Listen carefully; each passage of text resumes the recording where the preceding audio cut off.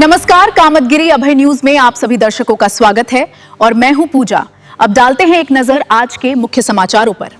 मिलते हैं छोटे से ब्रेक के बाद और आप देखते रहिए अभय टीवी। सेंट थॉमस स्कूल खुट्टा गांव के पास करवी चित्रकूट। हमारे यहाँ प्ले ग्रुप से लेकर कक्षा 12 तक की शिक्षा कुशल अध्यापक एवं अध्यापिकाओं द्वारा दी जाती है। स्कूली बच्चों को लाने और लेकर जाने के लिए बस की सुविधा भी उपलब्ध है। हाई स्कूल एवं इंटर के छात्र छात्राओं के लिए फिजिक्स, केमिस्ट्री एवं बायोलॉजी की लैब की भी सुविधा उपलब्ध है। इस स्कूल के बच्चे प्रतिवर्ष सीबीएसई बोर्ड में उत्कृष्ट स्थान पाते हैं। तो देरी किस बात की है? यदि आप अपने बच्चों का उज्जवल भविष्य चाहते हैं तो हमारे विद्यालय आइए और अपने बच्चों का प्रवेश कराइए। हमारा पता है सेंट थॉमस स्कूल खुट्टा गांव के पास करवी चित्रकूट। समाचार बुलेटिन में आपका पुनः स्वागत है। अब समाचार विस्तार से। आज की ये खबर सिर्फ एक हादसा नहीं बल्कि सिस्टम, लापरवाही और अन्ना जानवरों के आतंक पर बड़ा सवाल है। उत्तर प्रदेश के चित्रकूट से दिल दहला देने वाली खबर सामने आई है, जहां एक भैंस की टक्कर ने एक परिवार का सहारा हमेशा के लिए छीन लिया। बताया जा रहा है कि राजापुर थाना क्षेत्र के नादिन कुर्मियान गांव के पास रैपुरा थाना क्षेत्र के बांधी मगराही गांव निवासी 55 वर्षीय रामबली ई रिक्शा से अपने घर लौट रहे थे।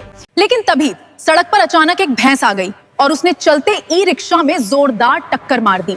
हादसा हुआ है, रिक्शा से आ रहे थे, भैंस टक्कर मार दी है तो रिक्शा से गिर गए हैं, तो सिर पे चोट लग गई थी भारी, जिससे ब्लड निकल गया है। हादसा इतना खतरनाक था कि भैंस की सींग रामबली के कपड़ों में फंस गई और वो चलते ई रिक्शा से नीचे सड़क पर जा गिरे। सड़क पर गिरते ही रामबली गंभीर रूप से घायल हो गए। आनन फानन में ई रिक्शा चालक और स्थानीय लोगों की मदद से उन्हें राजापुर सामुदायिक स्वास्थ्य केंद्र पहुंचाया गया। कहां से आ रहे थे? राजापुर से आ रहे थे, घर आए थे रमटेकवा चौराहा के अंदर बांधा गांव में घर है इनका, तो वहीं से आ रहे थे ई रिक्शा में। तो घटना कहां पर हुई है? घटना हुई है नादिन के पास। भैंस ने ई रिक्शा में टक्कर मारी है, जहां हालत गंभीर देखते हुए डॉक्टरों ने जिला अस्पताल रेफर कर दिया। लेकिन जिला चिकित्सालय पहुंचते ही डॉक्टरों ने रामबली को मृत घोषित कर दिया। रामबली की मौत के बाद परिवार में कोहराम मचा हुआ है। परिजनों का रो रो कर बुरा हाल है, क्योंकि रामबली ही पूरे परिवार का सहारा थे। बताया जा रहा है कि मृतक अपने पीछे 8 बेटियां और एक बेटा छोड़ गए हैं। सोचिए, जिस पिता के कंधों पर पूरे परिवार की जिम्मेदारी थी, आज वही पिता दुनिया छोड़कर चला गया। अब सबसे बड़ा सवाल, आखिर इन अन्ना जानवरों का जिम्मेदार कौन है? ग्रामीण जानवर पालते तो हैं, लेकिन उन्हें खुला छोड़ देते हैं और यही जानवर सड़कों पर लोगों की जान के दुश्मन बन जाते हैं। आज रामबली की जान गई है, कल कोई और इस हादसे का शिकार हो सकता है। क्या प्रशासन जागेगा? क्या अन्ना जानवरों पर कोई ठोस कार्रवाई होगी या यूं ही सड़कें मौत का जाल बनी रहेंगी? फिलहाल पुलिस ने शव को कब्जे में लेकर पोस्टमार्टम के लिए भेज दिया है और मामले की जांच शुरू कर दी गई है। लेकिन रामबली के परिवार की जिंदगी में जो अंधेरा आया है उसे शायद ही कोई भर पाए।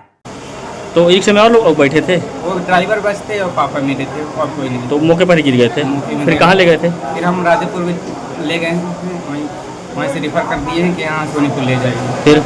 फिर यहाँ आए तो फिर कहे यहाँ कुछ नहीं है, खत्म हो। आप इस खबर पर क्या सोचते हैं? क्या अन्ना जानवरों के लिए सख्त कानून बनने चाहिए? अपनी राय हमें कमेंट करके जरूर बताइए। आखिर में डालते हैं एक नजर आज के मुख्य समाचारों पर। अब हमें इजाजत दीजिए, अगले समय हम फिर हाजिर होंगे पुनः कुछ खास खबरों के साथ। नमस्कार और आप देखते रहिए अभय टीवी।